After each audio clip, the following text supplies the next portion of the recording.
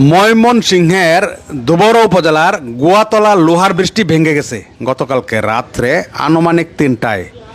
অতিরিক্ত বালি বোঝায় ট্রাক বৃষ্টি নিয়ে পড়ে যায়।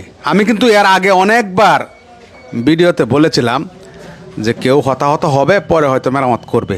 এখন আমরা আশা করতেছি এটা মেরামত হবে ইনশাআল্লাহ। আমার কথা হলো, আমি বারবার কিন্তু প্রশাসনের ঊর্ধ্বতন কর্তৃপক্ষ, সংশ্লিষ্ট যারা রয়েছেন তাদেরকে, জনপ্রতিনিধি তাদেরকে বারবার ভিডিওর মাধ্যমে মেসেজ দেওয়ার চেষ্টা করেছি। তারাও আন্তরিকভাবে কিছু কিছু সময় চেষ্টা করে আন্তরিকভাবে সাময়িক চলাচলের ব্যবস্থা করেছিল। কিন্তু আমাদের উচিত ছিল, অন্তত জনপ্রতিনিধি এবং স্থানীয় প্রশাসনের উচিত ছিল এখানে ডিউটিতে কাউকে রাখা, চৌকিদার হইতে পারে, পুলিশ প্রশাসন হইতে পারে, যাতে ভারী কোনো যানবাহন এটার উপর দিয়ে না যায়। এই ঘটনার জন্যই কিন্তু আজকে এই ট্রাক, অতিরিক্ত বালি ভর্তি ট্রাক যায়া এখানে পড়ছে। এখনও হতাহত কেউ হয়েছে কি না আমরা কিন্তু তার সঠিক তথ্য দিতে পারতেছি না।